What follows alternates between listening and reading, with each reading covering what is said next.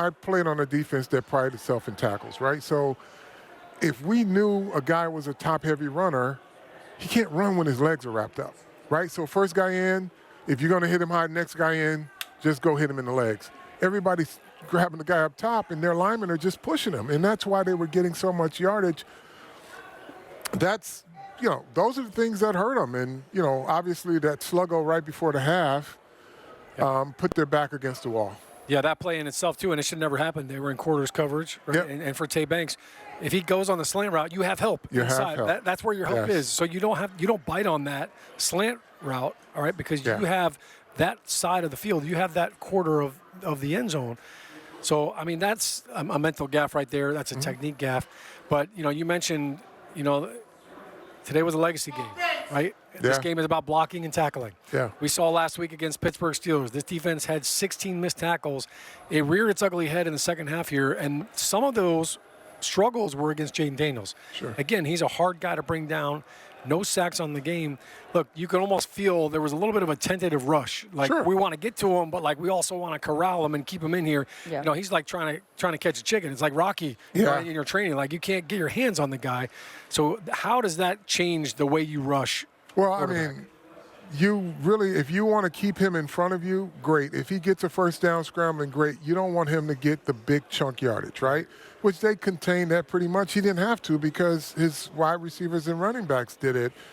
And the thing about it is, if you don't correct your mistakes in the NFL, other teams watch film and they gonna run the same stuff at you until you prove you stop it. Najee Harris, the week before that, the week before that. If you can't stop the run, then you're not going to get an opportunity to rush the passer. But, the tentative rush was okay if the coverage was better because the underneath coverage guys were spectators on a few plays. Yeah. Tackling continuing to be a problem for this Giants defense. We've got more to come, though, after the break.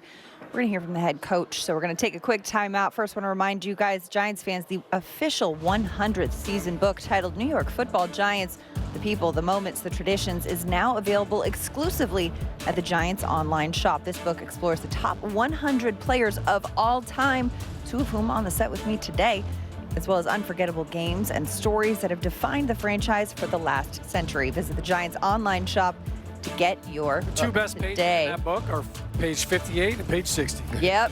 Count it. Count it. We got more to come. Giants Postgame Live brought to you by Hackensack Meridian Health. Head coach Dable next. Giants fans, join the Giants text alert community for breaking news, sweepstakes, ticket offers, and important game day information. Just scan the QR code on your screen or text GIANTS to 201-636-1569 to get started. Welcome back to Giants Postgame Live, brought to you by Hackensack Meridian Health. Madelyn, Burke, Shaun O'Hara, and Carl Banks here on the set. Well, let's send it down to the podium where head coach Brian Dable is discussing the 27-22 Week 9 loss to the Commanders. All right. Tough game, competitive game. In the end, just didn't make enough plays to get the outcome we want. Gave up some big plays there right before the 2-minute at the end of the half, and those are game-changing plays that we need to make. Coach, on those plays where they third down, they have the long passes out there. Is it technique? Is it just blown coverage? What was the take on it? Yeah. I'm not going to get into the particulars, but we didn't end up making them. So, that's the tough part about it. Those were some big plays, but make no excuse. They made them and we didn't. What do you say to your team in there at 2-7 now at this point in the season? Well, I just talk about this game. So there's opportunities that we had that we didn't capitalize on, and that's why we got the results we got. You see, the first half was unusual. You guys ran very well. Yeah. And, at times you seemed very hesitant to have Daniel throw the ball. Was that, because of that? No, we were productive running the ball, like 7 yards a carry, so we kept doing that. We had the one touchdown on a play-action pass on goal line. We threw 2 screens, but we were productive moving the football. We turned the ball over on the one screen, so that was part of the plan. I thought the guys did a good job of executing, being physical at the line of scrimmage, controlling the line of scrimmage, That was the reason. With all that, though, it was only 7, you were down 14 points. Yeah, we gave up that one where we drove down, and then, had one punt. I think we punted. What was your take on Slayton? I don't know, you'd have to ask the officials. What do they tell you? It was a penalty. With how well you were running the ball, any regret about calling a pass play there when you're getting chunk run, and then you have the turnover on the pass play? No, it was a screen. I mean, we had a huge play, but they made a play on it. I mean, it would have been a pretty good play. Babes, with the 2-point attempt, is that an analytics thing, or is that something explaining your thought process there instead of just making a 10-point game, 7-point game? Yeah, something that we talk about during the week, and when we get into that situation, that's what we're going to do. But it's, analytics based. Yeah. Thank you. At what point does, you guys haven't been very successful with those 2-point plays. At what point does that kind of take over from the Yeah, I felt good about what we had, and they did a good job of stopping it. You had the top 3 timeouts there. Why not use the timeout for the front side of the 2-minute warning? It was 42 seconds, so they had to snap the ball, and we save them after that. If it was underneath a certain amount, we would have used it. If it was over a certain amount when the ball hit, we weren't going to use it, let it go. Thinking when you don't really throw the ball down the field in the first half, I know you were productive, but it only produces 7 points, right? The thinking is that, hey, it shows a lack of confidence of some sorts in your quarterback that you can make big plays down the field in that regard. Yeah, we were averaging 7 points a yard running the ball. We felt comfortable. That was the plan coming into the game, was we wanted to run the ball, control the line of scrimmage, and has nothing to do with Daniel throwing it or not throwing it. Why don't you think the pass rush got home today the way it has been? Yeah, I don't think we didn't have any sacks, right?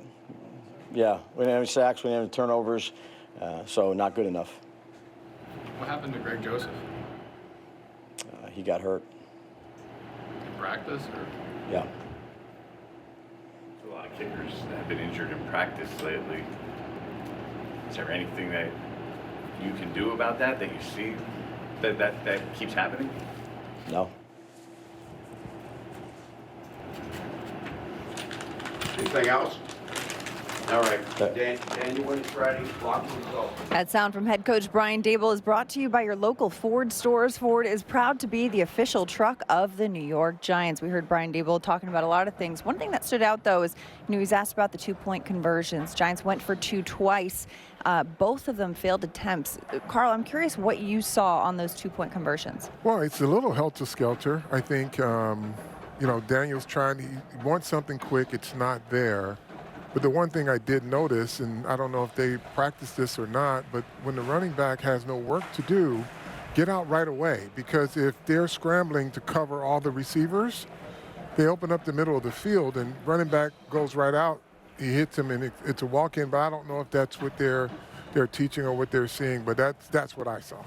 Yeah, the 2-point play, it's always a tough play call because you don't get to practice that play a lot. You kind of have a 2-point play that you're saying, all right, going into the game, this is how we're going to handle this, and this is what we're going to try to attack. So it's a play that you may not have as many reps on, but like my one complaint on the 2-point, like the scheme, that's usually like a creative kind of play. You've got some sort of wrinkle in there where the defense is like, whoa, what's going on? Who's got the ball? Maybe it's a wildcat. Maybe it's some sort of gadget where you toss the ball to running back and he throws. So you kind of want to do something to surprise the defense. Mm-hmm. And I thought on the second 2-point attempt, Daniel had no options. Like, nope, the first read was not open, and then it was like, okay, where's the next plan? What's the next option? What am I doing? He tried to run, and then it was just like, all right, that was the best play that we came up with. Like, I think there needs to be a little more creativity with that, which they tried last week, and nobody moved on the snap. So I get it. In the back, I mean, if it just say check and go. Like, if no one's coming, just leak out right away, and the ball's going to be there. But listen, they got to be better at it. Well, in the 2-point plays, it's got to be kind of similar to a red zone offense, right? It's a short field. It's a similar approach in a way. Yeah, it is. And listen, let's be frank, they haven't been good in the red zone either. So it kind of goes hand in hand. Some of your 2-point plays are built off of your red zone success. And if you're not having red zone success, it's hard to layer plays off of that. So they could say, hey, look, they've scored on this play 4 times this year. We've got to be ready for that. And then you layer something off of that. When you haven't really scored in the red zone, you're kind of like you're at a dead end. So it's tough. Listen, the other thing is the decision to go for it. So, okay, we're going to go for 2. And they asked him, Was it analytics? Why did you do that? The analytics will tell you that you have a higher percentage of converting a 2-point conversion if you go for it twice. Whatever the number is, 55%. If you go for it once, it's 50% conversion. I'm making up these numbers, but that is the rule. That is the rule of statistics and data. So if you have a higher percentage, if you go for it twice, that's why you went for it. I also feel like the 2-point conversion, there's a little bit of a gut that comes with it. Like, we've got momentum. We just scored. We kicked the extra point. The crowd's fired up. Our team is fired up. We're 1 score out. We're in this game. You don't get the 2-point conversion. It feels like you let a little bit of air out of the tire, and I think that's probably where it's a struggle as a head coach. Like, when do I listen to the data? When do I stand on 16? Like, you gotta have to stick to your principles. If you're a data guy and you go by analytics, then you have to stay true to that. Yeah, and it's always tough too, because if it works, the crowd's going wild. You're a genius. Yeah, you're a genius. Hindsight. If it doesn't work, you're Roy Munson. Don't get Munson out there. All right, hindsight is 20/20. We're going to take a quick time out. But first, Carl Banks, thanks for coming by once again, as always. CB. That's a wrap on the Banks segment of our show. But get you know that what? jacket. Be back more next week, and we'll be back with more after the break as the show rolls on. Guests of our post-game show receive a gift certificate to Ben & Jack's, located on 44th Street in Manhattan. From the celebrated porterhouse to finer seafood, Ben & Jack's will surpass your expectations of what a steakhouse should be. After the break, we're going to hear from Giants quarterback Daniel Jones as he takes the podium. That and more on Giants Postgame Live next.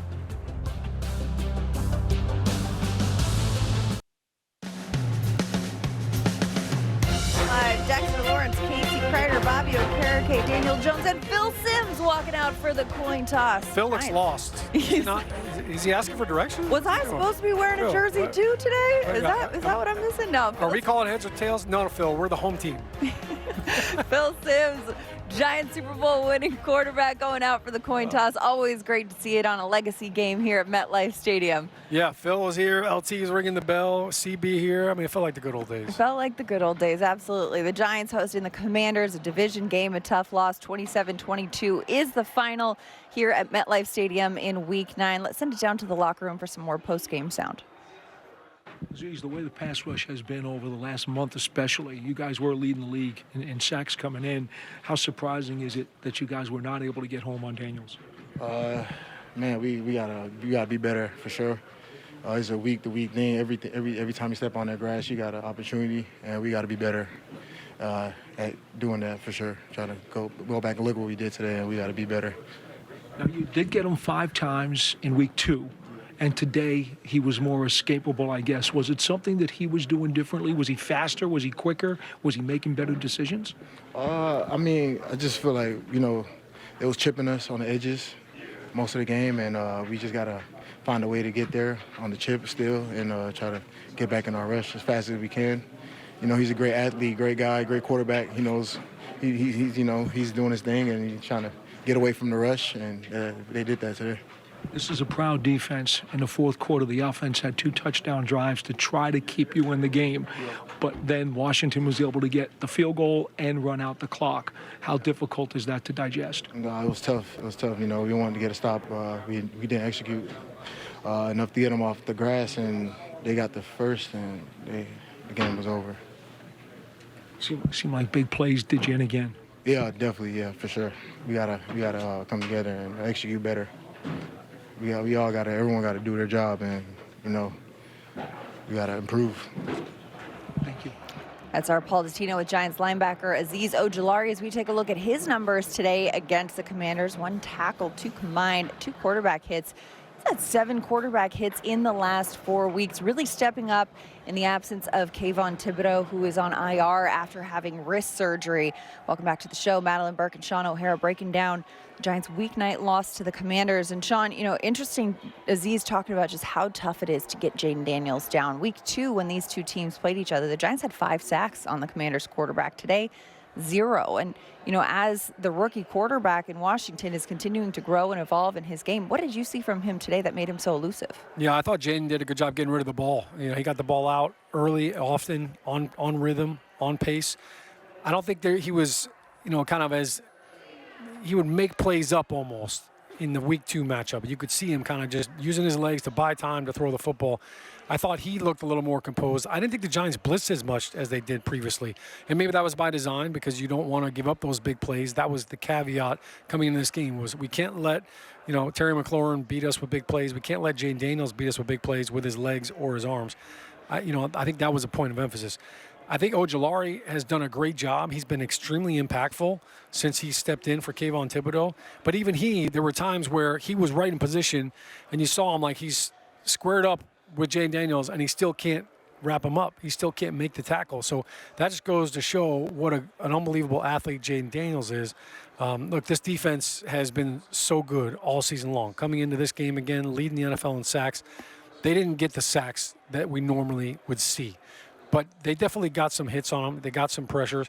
I thought they did a much better job with not giving up too many big plays in the run. There were a few that they gave up.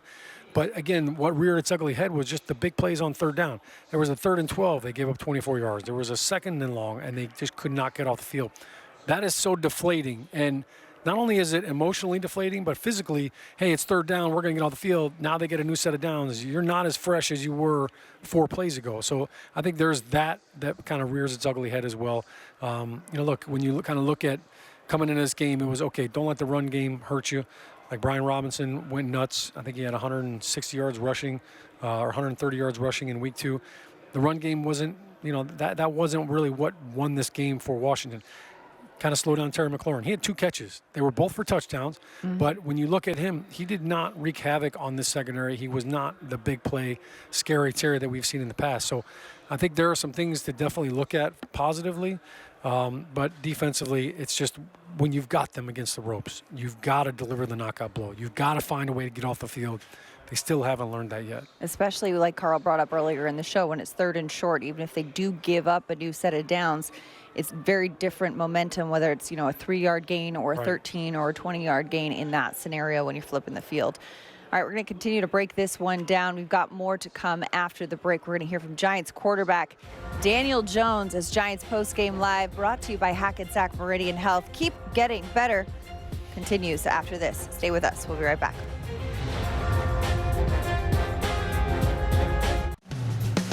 Today's Player of the Game is presented by HCL Tech, supercharging progress, the official digital transformation partner of the New York Football Giants. Player of the Game, drumroll please.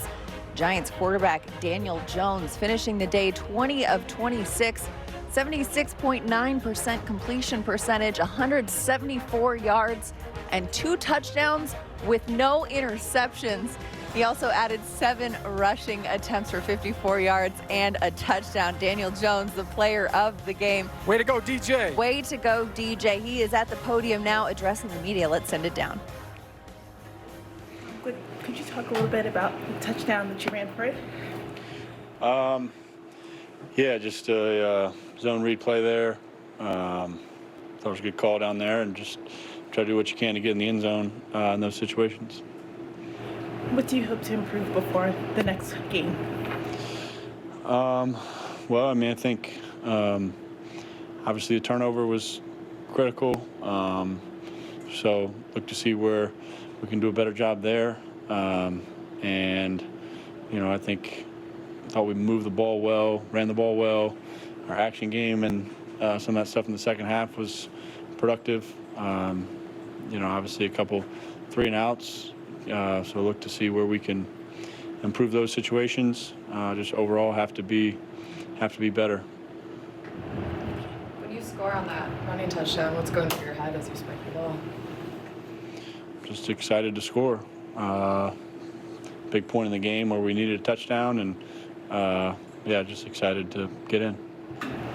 How frustrating is it to have yet another loss and just can't close it out? Yeah, very frustrating. I think, tough position. We got to find a way to make some more plays and win these games. Very frustrating. I'm sorry if this was asked before I got here. Were you surprised by the run pass balance in the first half? You guys were running the ball well, but hardly passing at all. What did you think about that mix of play call? I knew we wanted to run the ball in this game. That was part of the game plan. I think the way it played out. Maybe didn't expect it to run it that much, but we were running it really well and effectively, moving the ball, controlling the line of scrimmage, and Dave's obviously felt that was working for us, and it was. So we stuck with it, and I thought it was pretty good. I know the coach is in charge of arguing with officials, not you. But what did you think about that call on that pick play on Slayton? Did you see? I haven't really seen it yet. I'll go back and watch the film. You're on the 2-yard line right there. The rule, you can make contact within one yard of the line of scrimmage. So we'll see what it looked like on film. But Slay's pretty good. Wandell's pretty good in those situations. So I'll go back and look and see what it looks like. Does running the ball that much that early take away anything from the rhythm you might have needed later for the pass game? I don't think so. I think if anything, it helped later with some of the play action stuff that worked, controlling the line of scrimmage. We're running the ball well, so we stuck with it. Any more? As Giants quarterback Daniel Jones, we take a look at a quarterback comparison today. Daniel Jones, Jaden Daniels quarterbacking this one. Matchup in the NFC East that comes out in favor of the Commanders 27-22. But DJ, 2 touchdowns, no interceptions. Another clean sheet, adding a rushing touchdown as well. The first time, of course, we've seen him throw a passing touchdown at MetLife Stadium this season. And we got 2 of them, Madelyn, Burke, and Shaun O'Hara breaking it down. When you look at what DJ had to say about that game, one thing I thought was interesting is he was asked, hey, you guys ran the ball a lot earlier. Did that affect things? He said, I really felt like that helped with the play action stuff later in the game. What did you see there? Yeah, no doubt about it. It gives him more teeth. And you could even see on some of his big runs, the fact that they were running the ball successfully, everybody sucked in on the fake to the running back. So now when he tucked the ball and ran, there was nobody out there. So, look, it definitely had an impact. I think the rhythm is also a factor. Like, they got to stay out on the field. They were converting on 3rd down. It was something that they've really struggled with all year long. They were 6 for 11 on 3rd down. So that in itself is why you do that. That's why you run the football. I think it allows you to be more physical up front. The offensive line, I thought, did a great job with a lot of their double-team blocks, moving line of scrimmage. There were some nice creases. I thought both Tyrone Tracy and Devin Singletary ran the ball really well. They got vertical. It was almost kind of like the bad plays in the first half were pass plays. And I think the biggest play of this game was Daniel Jones on a screenplay. They had run the ball all the way down the field.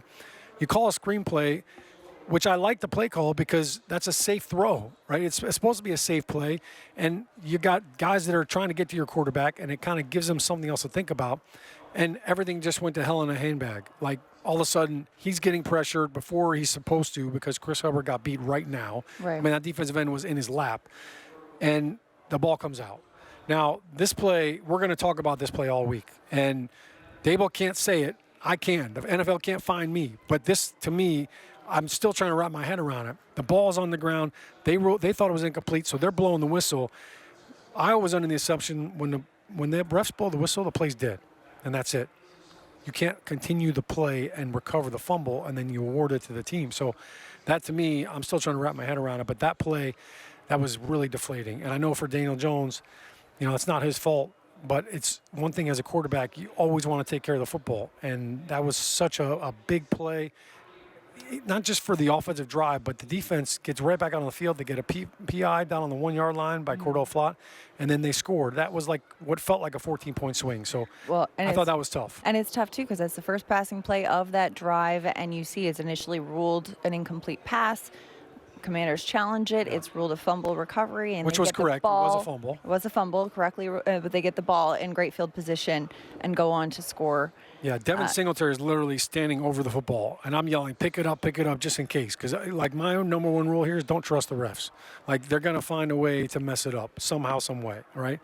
Don't pick up the ball. But he didn't because they were blowing the whistle. So that one was really tough to wrap your head around. But, I thought he had great command today. Controlled the ball. The passing was good. Threw a couple nice touchdown passes, ran for one. Yeah. Like, that's the kind of Daniel Jones performance that you expect at home and you expect from him. And had a solid 24-yard run early in the game, too, using his legs at one point, leading the team in rushing, and the Giants establishing the run on a legacy game nonetheless. Some vintage NFC running football. 3 yards in a cloud of dust, a little bit more than that.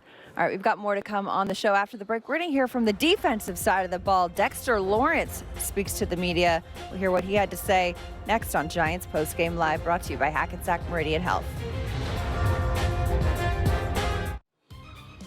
Hey, Giants fans, check out the Eli Manning Show presented by Panini Prism Trading Cards. All you have to do is subscribe to the Giants YouTube channel to catch all of the new episodes. It's the Eli Manning Show. Subscribe today. Welcome back to the Giants Postgame Live Show. Madelyn Burke here with the co-star of the Eli Manning Show, Mr. Shaun O'Hara. You guys have got some good stuff out there. A recent magician on the show? Yeah, O's the mentalist. I like that you refer to me as a co-host. Eli just calls me his sidekick, but I was a little concerned because then when they said this guy can read your mind, I'm like, well, I'm worried about him reading my mind. Eli's mind, there's nothing to read. Like it's a blank page.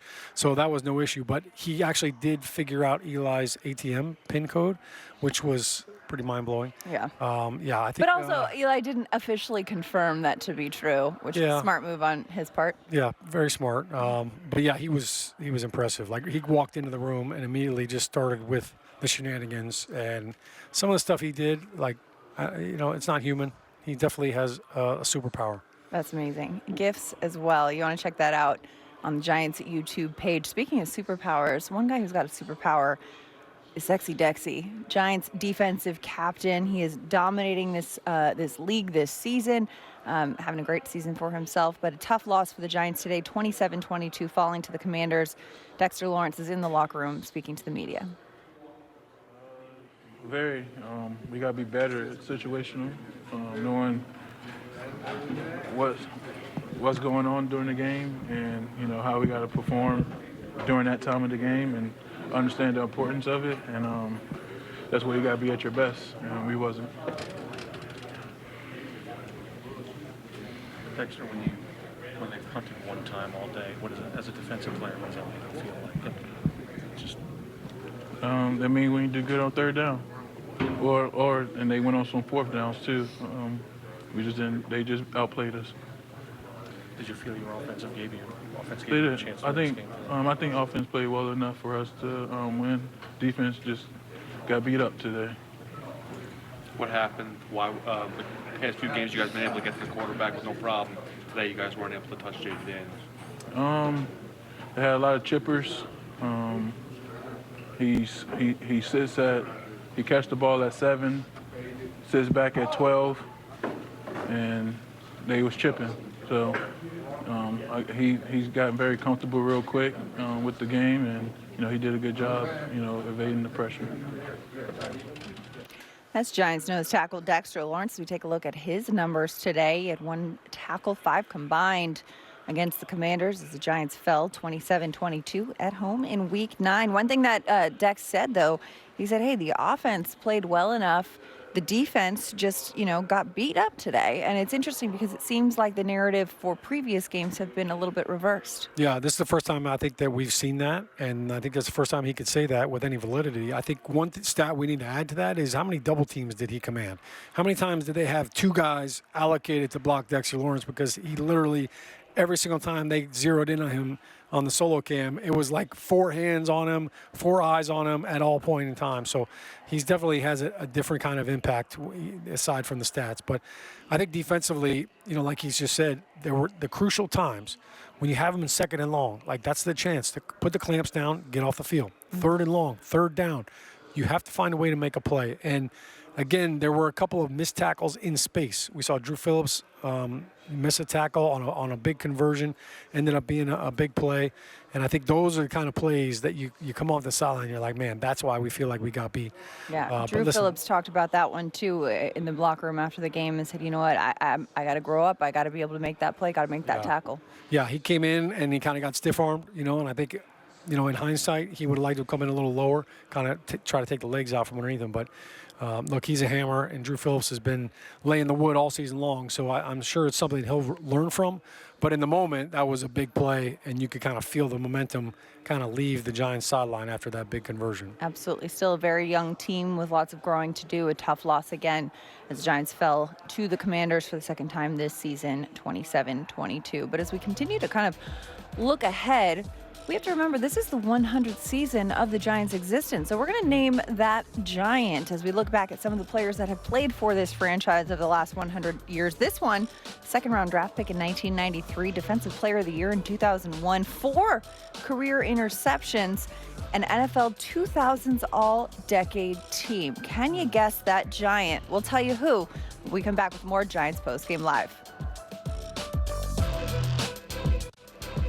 Have you been thinking about this during the break? We left you with it. Second-round pick in 1993, NFL Defensive Player of the Year in 2001, 4 career interceptions, and on the NFL's 2000s All-Decade Team. Can you name that Giant, Shaun? Yeah, 1993 to 2001. That seems like a very big gap. So I'm going to go with the gap-toothed gridiron star, Michael Strahan. I see what you did there. I see what you did there. There you go. Michael Strahan, and there's his number in the Giants Ring of Honor, number 92, hanging proudly. One of the 100 greatest players in Giants franchise. Stray might actually be on TV more now than he did when he was playing. There you go. You know, you don't want to peak too soon. Got that GMA. Listen, let's turn the page, though, because Week 10 is coming at us fast. And next week, the Giants have the Carolina Panthers in Germany, heading overseas to Munich to play the Panthers. The Giants are going to be traveling Thursday night, taking off. Shaun, I know you're going out there pretty early this week as well to get ready for this game. But 2-7 Giants facing the 2-7 Panthers in Germany. It's going to be an interesting experience, so to see that, greet that fan base. Yeah, well, listen, I think two teams that desperately need a win. Obviously, that flight home is a lot better after a W. I experienced the London game. I played in the very first London game in 2007. And look, it's a great opportunity as a team. I think there was a lot of time that we got to spend with each other on the bus, on the flights, in the hotel. So it's a good team chemistry trip as long as you come home with the W. So let's go. The G-men got to show up. I think Munich's going to be rocking. We'll be there. I'm going to have some it's not quite Oktoberfest, but I'm going to treat it like it is. It's Novemberfest, right? You know, you can stretch it out, keep it going. And, of course, the Giants will be playing that game in Germany and then heading into the bye week. You got Bryce Young back under center in Carolina. Daniel Jones' hometown team, they'll be facing them overseas in Germany. And then, of course, we will be here to wrap it up with more Giants Postgame Live as we are every week after the game. For Shaun O'Hara, I'm Madelyn Burke. Thanks for hanging out with us. Week 9, we'll see you next week for more Giants Postgame Live brought to you by Hackensack Meridian Health.